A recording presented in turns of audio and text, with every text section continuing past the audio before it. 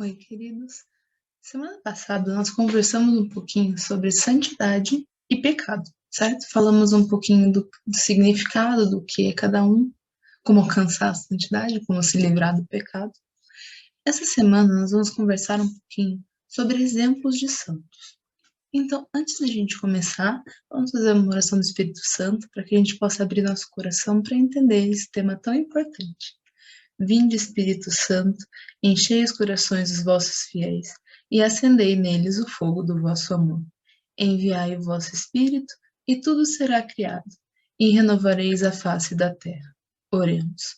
Ó Deus, que instruístes os corações dos vossos fiéis, com a luz do Espírito Santo, fazei que apreciemos retamente todas as coisas, segundo o mesmo Espírito, e gozemos sempre da sua consolação, por Cristo Senhor nosso. Amém. Estamos reunidos em nome de Deus, que é Pai, Filho e Espírito Santo. Amém. O que é santo? Certo? Pelo que a gente falou, a gente quer alcançar a santidade para chegar no céu, certo? Porque Deus é santo. Mas quando a igreja declara alguém santo, o que ela está querendo dizer? Ela está querendo dizer que esse é um modelo que a gente pode seguir, que é seguro para alcançar essa santidade. Então, quando a igreja declara uma pessoa santa, significa que essa pessoa seguiu o caminho de Deus, que essa pessoa fez o possível para ir para o céu, e essa pessoa está no céu. E quando a gente pensa nesses santos, a gente ouve falar assim, o que vem na nossa cabeça primeiro? Geralmente uma imagem de um religioso, de uma religiosa, de um padre, né? Mas a gente vai ver aqui que não importa a nossa idade, não importa a nossa família, não importa a nossa vocação. A gente pode ser santo em qualquer lugar. Geralmente, a primeira coisa que vem na sua cabeça, por exemplo, Santa Teresinha.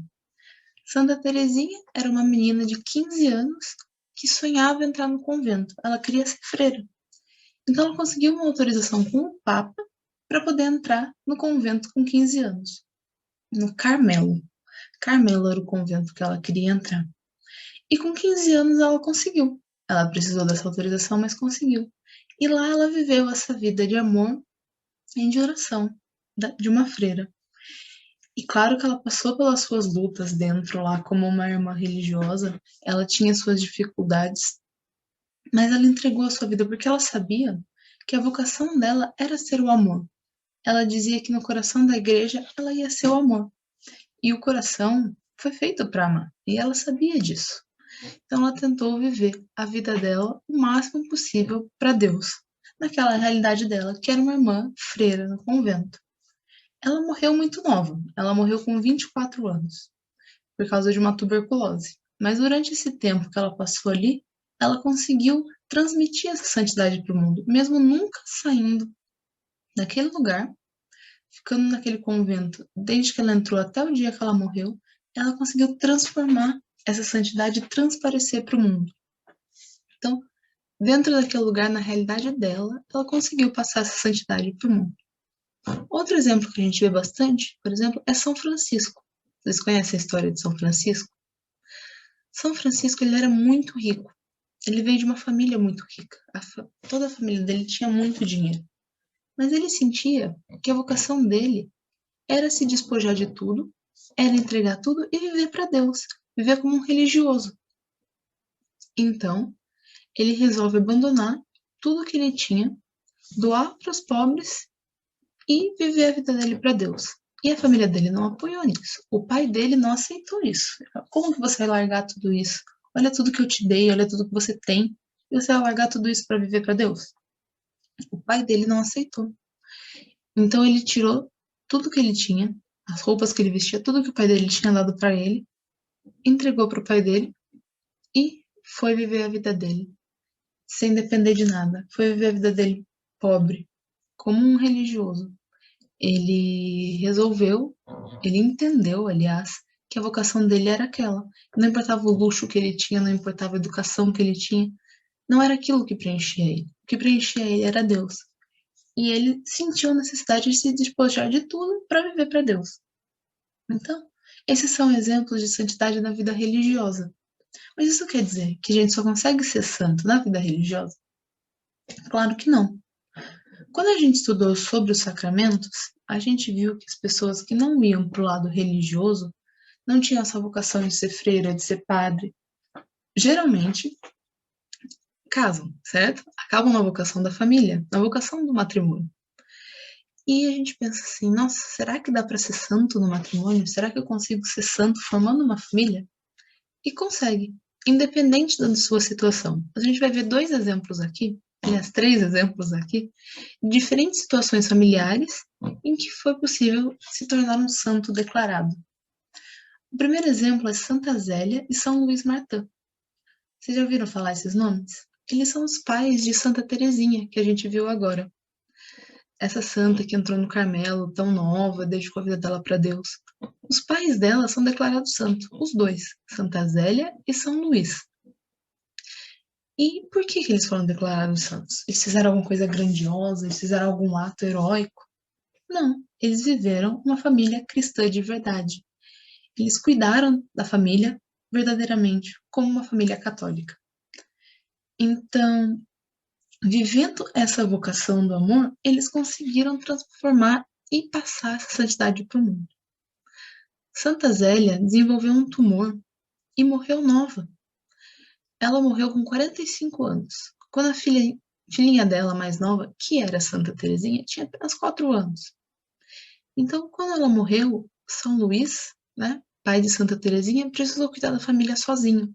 Ele precisou levar adiante aquela família sozinho. Então, ele foi morar perto dos parentes dela para poder cuidar dessas meninas e seguiu a vida dele vivendo em santidade. Então, eles viveram juntos como casal em santidade. Depois que Santa Zélia morreu, São Luís continuou e quando ele morreu, os dois foram declarados santos por essa família tão cheia do amor de Deus, essa família que passava para o mundo esse amor de Deus. Nesse caso, a gente pode ver que tudo colaborou, vamos dizer assim, para um ambiente bom. Os pais eram muito católicos, as filhas eram muito católicas, todo mundo, você pode dizer assim, é fácil, né? O que com certeza não é, mas às vezes a gente fica imaginando isso. Mas vamos imaginar uma situação diferente. Vocês conhecem a história de Santa Mônica? Santa Mônica é a mãe de Santo Agostinho. Santa Mônica, ela casou muito jovem, ela casou com 17 anos, e nesse casamento ela não era muito feliz. O marido dela, infelizmente, não tinha entendido esse amor de Deus. Então ele não era fiel a Santa Mônica, ele não a respeitava, ele era uma pessoa grossa, uma pessoa bruta, uma pessoa que traía. Então não foi um casamento sadio, não foi um casamento feliz. Mas Santa Mônica nunca se abalou. Ela rezava diariamente pela conversão do seu marido. E quando o filho dela cresceu, que é Santo Agostinho agora, Agostinho, quando ele nasceu e começou a crescer, ele começou a seguir os passos do pai. Então, era Santa Mônica rezando o tempo inteiro, o marido daquele jeito, e o filho saindo para festa, saindo beber, curtindo a vida de um jeito errado. E ela só via aquilo e ela rezava, rezava, rezava, porque era o que ela podia fazer na posição dela. E o marido dela acabou falecendo antes de se converter. Ela não teve a graça de ver. Mas o filho dela, com tanta insistência dela, com tanto amor que ela tinha, foi se transformando, foi entendendo aquilo. E ele percebeu que a mãe dele estava certa, que aquela era a vida de verdade. O amor de Deus era a vida de verdade. E ele acabou se convertendo. Ele foi batizado e começou a viver uma vida católica. E com isso ele é um dos maiores doutores da igreja que a gente tem hoje. Então eu penso que foi as lágrimas de uma mãe na sua casa, rezando pela sua família, que nos trouxeram um dos maiores doutores da igreja que nós temos atualmente. Então, a situação dela não era das melhores, podemos concordar, né? O marido difícil, o filho difícil, mas ela não deixou se abalar. A fé dela nunca se abalou. Então, agora nós temos Santa Mônica e Santo Agostinho na nossa história. Outra santa que também foi casada é Santa Giana. Essa é um pouquinho mais recente, é um pouco mais perto da nossa época. Porque Santa Mônica, a história, apesar de a gente não conceber muita ideia, é do ano 380. Não é 1380, do ano 380, do século passado, do início dos séculos. Então, às vezes a gente pensa, assim, nossa, muito, muito distante. Mas Santa Giana é mais recente, é dos anos 1900, é bem mais perto de nós. Nós temos fotos dela, nós conseguimos ver a família dela. E essa mulher também vivendo a vida dela calmamente, como uma católica fervorosa, rezando. Ela é médica, ela se formou em medicina para cuidar das crianças, conheceu o marido dela que era engenheiro, e os dois formaram essa família cristã muito forte. Tiveram um filho, depois tiveram outro e foram seguindo a vida até que depois, na última gravidez dela, ela descobriu um tumor no útero. Ela tinha esse tumor e o médico disse para ela que se ela não retirasse, ela ia perder a vida dela. Mas para ela retirar esse tumor, ela precisava retirar a criança. Ou seja, ela precisava fazer um aborto para poder se tratar. Mas como ela tinha esse amor de Deus, ela entendia isso, ela falou: não posso matar a vida dessa criança. Eu não tenho direito de tirar a vida desse ser que está se formando dentro de mim para salvar a minha. Né? Quem sou eu para decidir isso? Quem tira e dá a vida é Deus. Nós sabemos disso. E ela entendia isso também. Então ela falou: não, eu prefiro esperar a gravidez terminar para poder fazer o tratamento. Se for a minha hora, né? Eu fiz a minha parte. E com isso, quando a filha dela nasceu, ela começou a fazer esse tratamento, porém ela não resistiu. Era tarde, infelizmente. Mas a filha dela nasceu. E a gente pode ver na internet agora alguns vídeos de depoimentos da filha dela contando essa história, falando que ela nasceu por causa disso, que a mãe dela deu a vida por ela. E imagina você, sua mãe dá a vida por você, que sentimento bom que. A gente não quer que ninguém morra, é verdade. Mas saber que entregar a vida a Deus assim, fazendo a coisa certa, é uma sensação muito boa. Então, esses são alguns exemplos de santos casados que a gente tem na nossa vida, para mostrar que, independente da nossa vocação, se é para o lado religioso, assim, vamos dizer, de um convento, de um mosteiro, de um seminário, ou se é no lado da família, você ser casado, você ter filhos, você consegue ser santo. Mas você pensa assim, então tá bom. Então, quando eu for adulto, eu vejo o que eu vou fazer da minha vida. Não, porque você não sabe se você vai chegar à vida adulta, certo?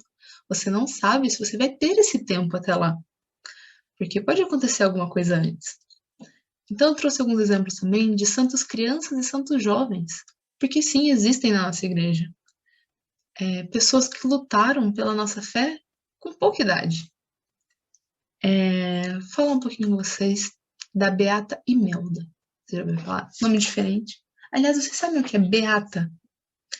Quando a igreja vai declarar alguém santo, a gente passa por duas fases: a beatificação e a canonização.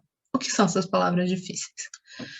Quando uma pessoa com ar de santidade chega numa comunidade assim, depois que ela morre, começa a se espalhar, vamos dizer assim, boatos, né? A fé começa a se espalhar por ali, a igreja vai investigar o que está acontecendo, certo? Por que as pessoas estão falando daquela pessoa?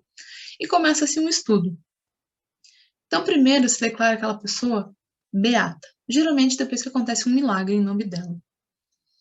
Então, beata significa que ela está em processo de se tornar uma santa declarada pela igreja, mas ela está sendo estudada, vamos dizer assim, para a veneração das pessoas. Depois, a partir de um outro milagre, de mais estudos, a igreja canoniza aquela pessoa, ou seja, coloca no cânon dos santos, que é uma lista, vamos dizer assim, com as pessoas que são declaradas santas pela igreja. Então, assim, é uma pessoa oficialmente declarada santa. Quer dizer que só as pessoas que estão nessa lista são santas de verdade? Não. Muitas pessoas são santas, estão no céu e estão escondidas, vamos dizer assim, em conventos, em famílias, em igrejas, que não chegou ao nosso conhecimento. Nós sabemos que existe isso. Mas algumas dessas pessoas chegam ao conhecimento público para que a gente possa entender um pouquinho mais e se espelhar nessas pessoas. Então, por isso que nós temos os santos declarados pela igreja, para poder entender e seguir esse caminho. Mas então, a Beata Imelda está nesse processo. E ela era uma menininha bem novinha, quando começou a se interessar pela vida religiosa. Com 9 anos, imagina, com 9 anos, ela pediu para entrar no convento. E a mãe dela, sabendo dessa devoção que ela tinha, permitiu que ela fosse morar com as irmãs. Então ela conseguiu vestir o hábito, ela conseguiu se tornar uma freira com 9 anos de idade. E ela foi lá naquele convento e morando com as irmãs, ela não tinha recebido a primeira Eucaristia dela ainda. E ela dizia para todo mundo assim que ela não entendia como que as pessoas podiam receber Jesus no coração e não morrer de amor, porque era muito amor aquilo. E ela não entendia como as pessoas que estavam ali comungando com ela não aconteciam isso. Mas pediram para ela esperar para fazer a primeira comunhão dela, porque ela precisava ser um pouquinho mais velha para entender. Um dia, rezando, ela se ajoelhou na igreja e de repente uma hóstia consagrada saiu do altar e veio parar na frente dela, flutuando. O padre, olhando aquilo, entendeu que era a hora dela comungar, que era um sinal divino para isso. E ele entregou a comunhão para ela quando ela tinha 11 anos. Após ela receber a comunhão, ela abaixou a cabeça e ficou rezando. E ficou rezando, e ficou rezando, até que muitas horas depois foram lá perguntar para ela se estava tudo bem, porque ela ficou muitas horas rezando após receber Jesus. E quando chegaram lá, perceberam que ela estava morta. Porque ela mesma disse que não sabia como as pessoas recebiam Jesus e não morriam de amor. E ela morreu de amor. Quando ela conseguiu receber a primeira comunhão dela com 11 anos, ela morreu de amor por Jesus no coração dela. É uma história muito bonita. Nós temos outra história que envolve uma criança e a Santa Eucaristia, mas essa tem um final um pouquinho mais trágico. São Tarciso era um menininho de 12 anos que era coroinha na igreja dele. Sabe, vocês já viram aquelas crianças que ajudam o padre, muitas vezes, em algumas igrejas? Então, ele ajudava o padre ali desde novinho. E quando ele tinha 12 anos, pediram para ele levar a comunhão para uma pessoa que estava distante da igreja.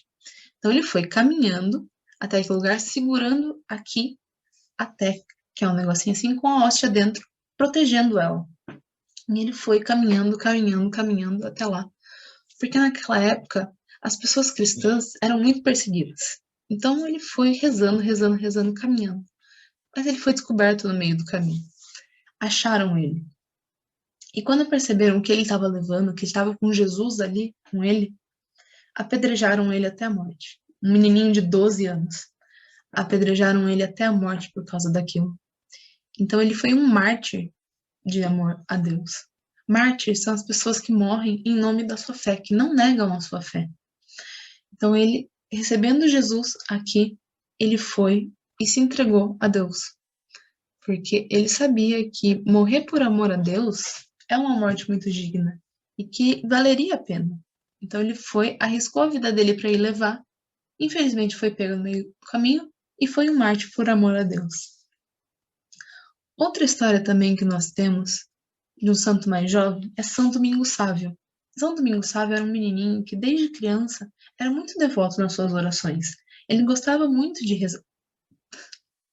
Ele fazia as orações dele diariamente e a história diz que até ele lembrava os pais, quando os pais esqueciam de rezar, ele lembrava eles das suas orações. E esse menino estava estudando para ser padre. Desde sempre, ele estudava com Dom Bosco. Dom Bosco é um outro santo da nossa igreja que cuidava dos jovens. E São Domingos Sávio tinha uma frase que ele dizia para ele na vida dele, que era antes morrer do que pecar. A gente comentou isso no vídeo passado. Então, esse era o lema de vida dele, antes morrer do que pecar. Porque ele precisava viver a vida mais santa possível. Ele tinha essa noção. Então, ele ficava repetindo para ele, antes morrer do que pecar. E estava estudando para poder, no futuro, ser um sacerdote. Infelizmente, com 14 anos, ele pegou uma doença muito grave no pulmão e acabou falecendo com isso. Mas pela sua devoção, pela sua fé, vivida tão fervorosamente, tão novinho, ele também é um santo da nossa igreja. Outra história de um mártir da nossa igreja, essa é um pouquinho pesada pra gente, sim. É o São José Luís, do México. Bem mais pertinho da gente aqui. São Domingos era da Itália, São José Luís é aqui do México. No México, estava acontecendo uma guerra, chamada Guerra Cristiana, que era as pessoas estavam sendo perseguidas porque acreditavam em Cristo, porque seguiam a Cristo. E aquilo não era muito bem visto pelas outras pessoas. Então, as pessoas elas eram perseguidas e mortas por causa disso. E São José Luís, ele queria se juntar às pessoas que estavam defendendo a Cristo. Mas ele era novo também, ele só tinha 14 anos. Então, ele precisou insistir muito para conseguir se juntar a essas pessoas que estavam defendendo. E depois de muita luta, ele conseguiu a permissão para levar uma bandeira nesse caminho que eles estavam fazendo, como símbolo da sua fé. Ele conseguiu ir nessa caminhada. Mas ele foi pego no meio do caminho, infelizmente. E essas pessoas, antes de matarem São José Luís, elas fizeram uma coisa horrível com ele. Pegaram ele, amarraram e arrancaram a sola dos pés dele. Imagina, deixaram em carne viva o pé dele e fizeram ele caminhar daquele ponto que ele estava até o cemitério. Em todo esse caminho, ele dizia: Viva Cristo Rei! Que ele sabia da fé dele. Ele foi caminhando com os pés em carne viva até o cemitério, dizendo: Viva Cristo Rei! E chegando no cemitério, ele foi fuzilado por aquelas pessoas, ele foi morto, mas sempre exclamando: Viva Cristo Rei! Porque ele sabia quem ele estava defendendo, ele tinha fé dele. Então aquilo não abalou ele. Ele falou: Eu vou, eu tenho fé nisso. Então, viva Cristo Rei! E sofreu tudo isso por amor a Deus. Uma santa bem recente, nós podemos dizer, uma beata, aliás, desculpa, é Chiara Luce. Chiara Luce é bem recente, dos anos 90 aqui, fazem bem pouco tempo. Ela era uma jovem que, vamos dizer assim, como a gente, gostava de sair com os amigos, gostava de ir para a escola, gostava de fazer as coisas, de passear, de tomar sorvete, uma jovem comum. Mas ela participava muito na igreja, como nós tentamos aqui, participar dos movimentos, ajudar as pessoas. E ela tinha essa fé que resplandecia onde ela ia. Se ela ia esquiar com os amigos era uma coisa, se ela ia tomar sorvete era a mesma coisa, ela não mudava, né? E quando ela tinha 19 anos, ela desenvolveu um tumor, também um câncer, nos ossos. E aquilo abalou muito ela, né? Porque ela precisou parar de fazer tudo que ela gostava. Mas a fé dela nunca se abalou. Ela ficou de cama por muito tempo, com muitas dores, mas sempre falando de Cristo e ajudando as pessoas e espalhando essa fé. Teve uma época do tratamento dela que ela recebia morfina por causa de tanta dor que aquilo causava nela. Mas ela se recusou. Ela falou assim: não quero mais receber esse remédio, quero ficar lúcida, entender o que está acontecendo e oferecer a minha dor por amor a Deus. Então, até os últimos dias de vida dela, ela ofereceu a sua vida por amor a Deus. Ela conseguiu passar e transmitir essa mensagem de amor a Deus. Semestre passado a gente comentou também do Carlo Acutis. Vocês lembram? Era um jovem também que viveu a vida dele comum, como nós. Morreu em 2006, muito bem recentemente aqui. Vocês quase estavam nascendo nessa época. E ele vivia a nossa vida, assim. Ele gostava da internet, ele gostava de sair com os amigos, ele usava as marcas que a gente conhecia de roupa. Era uma pessoa bem contemporânea a gente. E, assim, ele vivia a fé dele, junto com a vida do mundo, que é o que a gente tem que fazer. E ele foi declarado beato e está em processo de ser santificado por essa vida dele, que é transmitir a fé para o mundo. Então, como nós conseguimos ver aqui, não importa a sua idade, não importa o seu estado, a sua vocação, a sua família, a gente consegue ser santo em todos os lugares. A nossa santidade está dentro da gente e depende da gente, certo? A gente tem que passar esse amor de Deus para o mundo. Tem uma frase muito bonita de São Francisco que diz assim: você pode ser o único evangelho que alguém vai ler na vida. E fala também assim: sempre precisamos evangelizar, mas se necessário, nós usamos palavras. Ou seja, você não precisa estar falando para as pessoas: olha, Jesus é isso, Jesus é aquilo. Claro, pode falar também, mas você não precisa estar insistindo. Mas se a sua vida transmitir Deus para as pessoas, já está ótimo, você já está sendo o evangelho vivo para elas. Então, eu espero que vocês tenham entendido e aproveitem para refletir um pouquinho e pensar como vocês podem ser santos na vida de vocês agora, na casa de vocês, na escola de vocês, com os amigos de vocês, na sua realidade. Porque não está distante, não é uma coisa que aconteceu há milhares de anos atrás, que aconteceu com pessoas que viviam em outra época, em outra sociedade, com outro estilo de vida. Não, é agora, aqui, com a gente. Como a gente vai fazer para chegar aos céus? Porque a gente não sabe o dia de amanhã. A gente está vivo hoje, mas a gente pode não estar amanhã. Como a gente também pode estar vivo por mais 50 anos. A gente não sabe o que vai ser da gente. certo? Então, vamos rezar um Pai Nosso para que a gente possa refletir isso e entender que a nossa santidade é aqui e agora.